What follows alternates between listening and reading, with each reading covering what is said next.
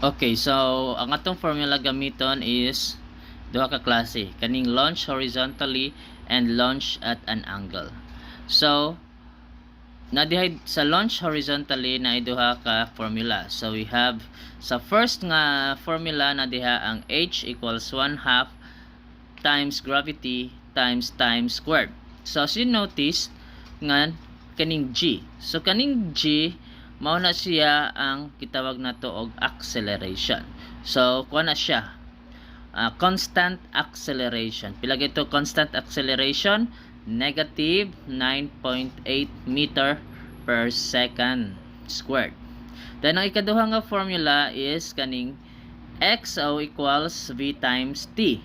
So kaning xo mao na siya ang gitawag nato og displacement. Then ang ikaduha ang launch at an angle.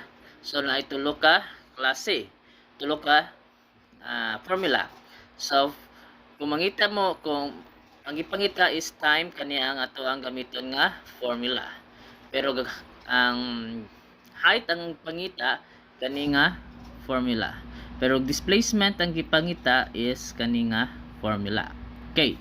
So for time equals, so notice nga naday gitawag v then o. So kana siya mao na siya gitawag nato og velocity initial or initial velocity. So ang time is equals to 2 times velocity initial times sin theta. So kung mag theta gali nga kuan kaning symbol, so nagpasabot mao na siya ang angle. So for example, ang gihatag sa problem is 30 degree. So mao na siya ang atong ibutang. Mga degree, 50 degree, 40 degree, 10 degree. Over ang gravity. So gravity, that is negative 9.8. Dayon next is ang iyahang height. So ang gipangita, iyang formula is height equals velocity initial squared times sin squared theta divided by 2 gravity. Dayan sa x equals velocity initial squared times sin times 2 theta divided by gravity. Okay. So mo na ato ang gamiton nga formula. Okay, so ang ato ang problem is a ball is kicked horizontally off a 20-meter high hill and lands a distance of 30 meters from the edge of the hill. Question: determine the initial horizontal velocity of the ball. Okay. So buhutag-buki dayon ang tao nagsipa siya sa iyang bola nga naay gika tason sa bukid nga 20 meter. Then sipa niya sa bola, ang bola naabot og gikan dire padulong diha naabot og 30 meter. So mao na gitawag nato og horizontal displacement. Dahil lang sugod dire padulong sa ubos, mao po na gitawag nato og vertical displacement, or simply means ang iyahang gipangita nato ang iyahang height. So ang gipangita nato dire is determine the initial horizontal velocity of the ball. So ang atong pangitaon is initial horizontal velocity. Okay. So balik ta diri sa formula. So sa duha ka formula diha, ahaman diha ang naay velocity. So kung mulantaw ka diri sa formula number 1, so walay velocity. Muani ka sa number 2 nga formula, naa siya velocity. So that means nga kani ang atong gamiton nga formula. Okay, so ang atong formula gamiton is xo is equals to v times t. So before ta mo substitute ato sang kuan, pangitaw nato ang given. Okay. So kung atong lantaw ng ato ang drawing, so ang xo is pila? Muna siya ay 30, kana siya 30 pila 30 meter. Dayon ang iyahang velocity initial, iyang velocity is muna to gi pangita. Ang problema kay wala man po'y value ang time. So una na to buhaton ato sang pangitaon ang time. So unsa may gamiton nato nga formula? So kaning atong gamiton kaning primero nga formula. So ato sa ning i-solve daan, then after ma-solve na to nanay time. So that's the time nga ato na po ning i-solve ni nga formula. Okay, so unsa may value sa height? Okay, so kung atong nantawon ang ato ang i-drawing ganiha, so ang iyahang height is 20 meter. So ato nang ibutang 20 meter equals 1/2. So para dali ta maka-solve, so equivalent ang 1/2 sa 0.5. Then gravity, pilaging gravity, ang constant acceleration is negative 9.8 meter per second squared. So ato ni siyang i-absolute value. So unsa may absolute value sa negative 9.8? So mahimo siyang positive 9.8. So positive 9.8 meter per second squared. Dayon t squared. Okay. Sunod, unsay buhaton? So ato sang i-solve ning kaning duha. But before na nato na i-solve, ato sang kopyahon ning or atong dadon sa ubos ang 20 meter. So 20 meter equals 0.5 times 9.8 pila man. So kung atong i-solve ang sa calculator, so 0.5 times 9.8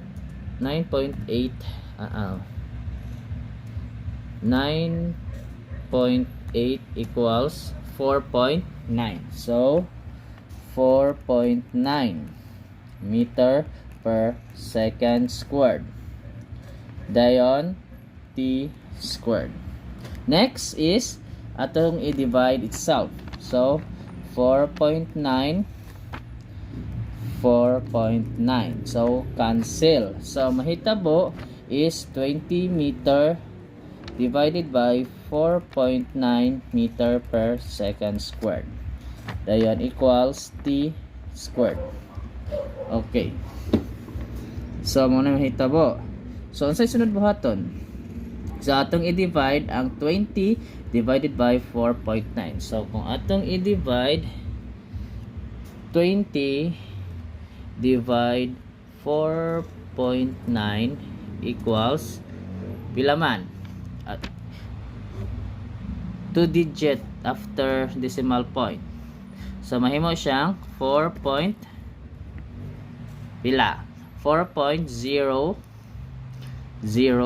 kay 1 man ang sunod sa 8. So 4.08. So unsa man ang iyahang units? So ato sang i-cancel. So cancel m og m. So ang nabilin is ang second squared. So ano diha, second squared equals t squared. Is it the final answer? So dili pa. So since naman na siya squared din, ato sana siyang i-square root. I-square root. So i-square root nato ang 4.08 second squared para mahimo na lang siyang isa seconds na lang, di na siya second squared. Okay, so ito sa calculator 4.08 square root. So ang answer is pila? 2.0. So sunod sa 1. Since ang sunod is 9, so round off. So may mo siyang 0.9.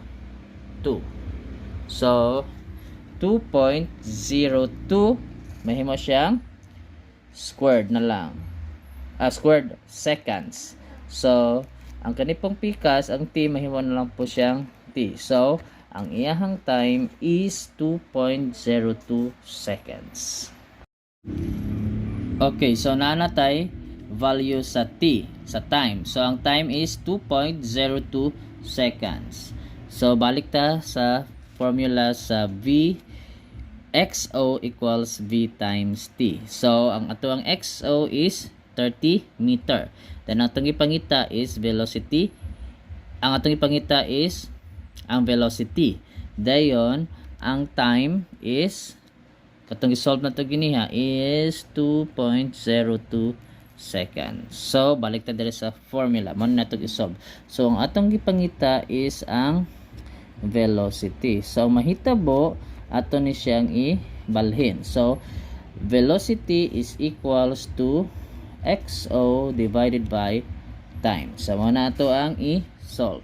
So equals ang value sa xo is bantata sa given is 30 meter. So 30 meter divided by ang time. Pila man ang time? 2.02 seconds. So 2.02 seconds. So divide na to ang duha, 30 divided by 2.02 seconds. So ito sa calculator. So 30 divide 2.02 equals 14 point ilaman. So 2 decimal point after decimal point. So 14.85. So 14.85 sa may value. Sa man iyang units. So naa pa may nabilin ang meter o second. Sabi mo siyang 14.85 meter per second. Wala ang iyahang initial horizontal velocity. So if this is the hill, so the boy is kicking the ball nga ang iyahang initial velocity is 14.85 meter per seconds. For number 2, ang question is an athlete kicks a ball with an initial velocity of 25 meter per second squared, an angle of 30 degree with a horizontal. Calculate the ball's time of flight, horizontal distance, and maximum height. Okay, so ang athlete mo ni ang athlete nga mingsipa daw siya siyang bola nga na initial velocity nga kakusgon nga 25 meter per seconds at an angle of 30 degree. So ang angle of 30 degree. So ang pangutana, calculate the ball's time of flight, horizontal distance, and the maximum height. So tulo ka formula ang ato ang gamiton. So ang mga formula is kani time. Ang time sa bola nga nasa babaw is ang formula is 2 times velocity initial. So kaning VO, so that is velocity initial times sine theta. So when we say theta, so katong mga degree, 30 degree, 20 degree, katong unsay ihatag sa problem, divided by gravity. So gravity una siyang acceleration nga 9.8. Then ang iyahang sunod gipangita is ang iyahang horizontal distance. So for horizontal distance kani nga formula. So velocity initial squared times sine 2 theta divided by gravity. Then ang last nga gipangita is ang maximum height.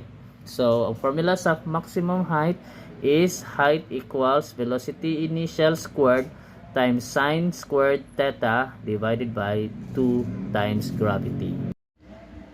So, unahon nato ang pag-calculate sa time of flight sa bola. So, isipan niya ang bola. So, ang atong kwentahon, pilay time nga ang bola nagpunto sa babaw. So, ang formula sa time of flight is time equals to velocity initial sine theta divide gravity. Okay, so ano siya formula? Okay, so 2 ang velocity initial is pila tong velocity initial?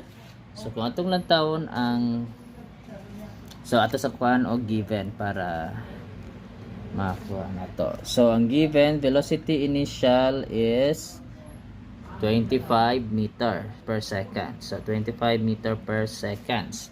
Then ang iyahang theta is pila man? Pila degree? So 30 degree. Dayon ang iyahang gravity is automatic 9.8 meter per second squared. Then sa pagipangita, okay, wala na. So ang pangita is ang time. Okay, so velocity initial, value sa velocity initial is 25 meter per second. So times 25 meter per seconds. Then sine ang theta, value sa theta is 30 degree. So 30 degree divided by gravity. Pila ang gravity? 9.8 meter per second squared. Okay, next. So 2 times 25. So kung ato i-solve, 2 times 25 equals 50. So 50 meter per seconds. Then unsaon pag-solve aning sine 30 degree? So adto ka sa calculator.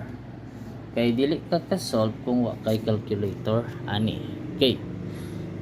So nayoban nga calculator nga unahon og pislit ang sine dayon ay pa ang 30 degree or 30.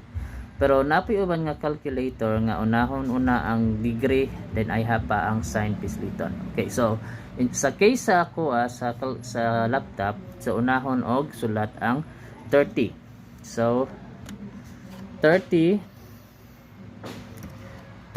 dayon sine balik sa ta scientific. Okay. 30 then tuslukon dayon ang sine. So ang ming gawas is 0.5. So mao na atong ibutang dito. So 0.5 divided by 9.8 meter per second squared. Okay. So next is it multiply na to ang 50 times 0.5. So kung atong i-solve 50 times 0.5 equals 25. So 25 meter per seconds divided by 9.8 meter per second squared. So before nato mag-calculate, before nato i-divide, so ato sang i-cancel ang unit. So cancel dayon isa ka S. So ang nabilin is seconds na lang kay duha man ni. So seconds na lang. So 25 divided by 9.8. So kung ato i-solve, so 25 divide 9.8 equals 2.55. So may units gamiton. So since ang nabilin is isa na lang ka second, so second. So ang time niya is 2.55 seconds nga dito sa taas nga time. Now we will calculate the horizontal distance. Since tapos na ta sa time of flight, so focus ta sa horizontal distance. So unsay formula sa horizontal distance? Okay, so formula is x equals velocity initial squared times sine 2 theta divided by gravity. So unsay value sa velocity initial, sa theta, and sa gravity? So balik ka sa given. So velocity initial is 25.25 meter per second. So sulat natin yan, 25 meter per second. Since squared siya, so squared. Then sine 2. Then ano ang value ng theta? So ato ka sa given. So the value of theta is 30 degree. So 30 degree divided by gravity. So ang gravity is 9.8 meter per second squared. Next is we will multiply itself ang 25. So 25 times 25 is equals to 600. So kung atong calculator, 25 times 25 equals 625. So 625. So ang units ay magiging meter squared per second squared. Then copy ang sign. So multiply natin ang 2 and ang 30 degrees. So 2 times 30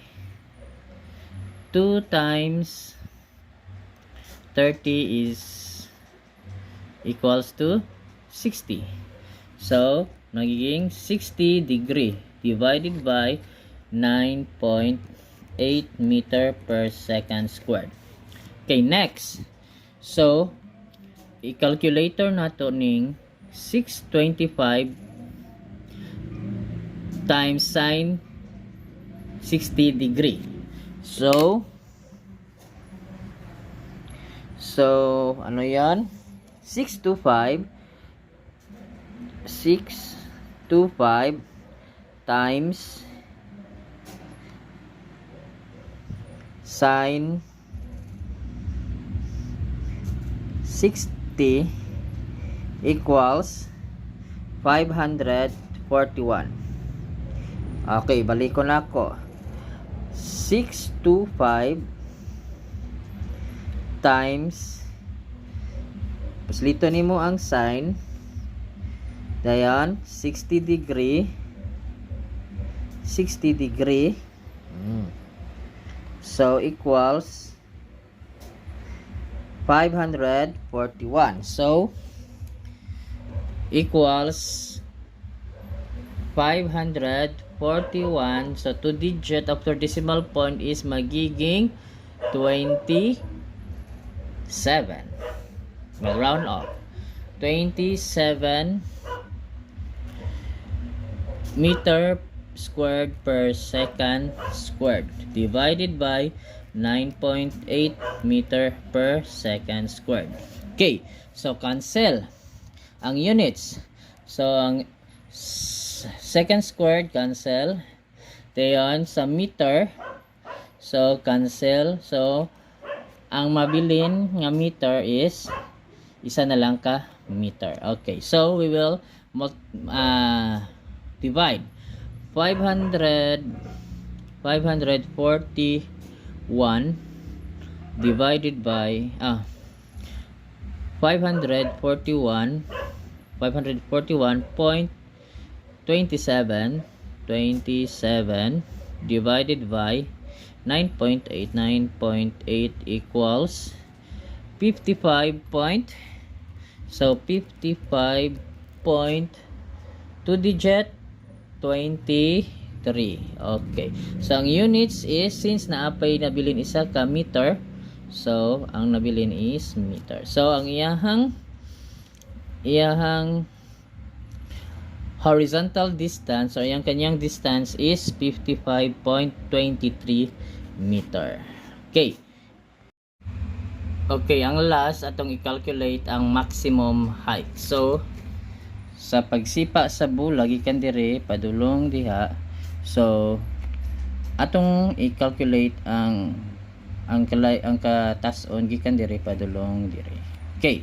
So, formula is height is equal to velocity initial times sine squared times theta 2 divided by 2 gravity. Okay, so balik ta sa formula. So amo ni ang formula. So equals velocity initial squared. So velocity initial, ang velocity initial is 25. So 25 meter per second. Then squared times sine 2 squared times squared. Then ang theta is 30. So 30 degree divided by 2. Then ang gravity is 9.8 meter per second squared. So 9.8 meter per second squared. Then so we will multiply itself ang 25. So kay squared man siya. So 25 times 25 is equal to, so 25 times 25 is equals to 625. So 625 sine squared 30 degree divided by 2 times 9.8. 2 times 9.8 equals 19.6. So 19.6 meter per second squared. Kani di ay may mo siyang meter squared per second squared. Okay. So i-calculate nato ning 625 times sine squared theta 30 degree. Okay. So 625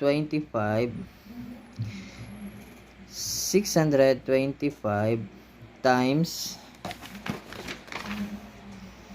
sine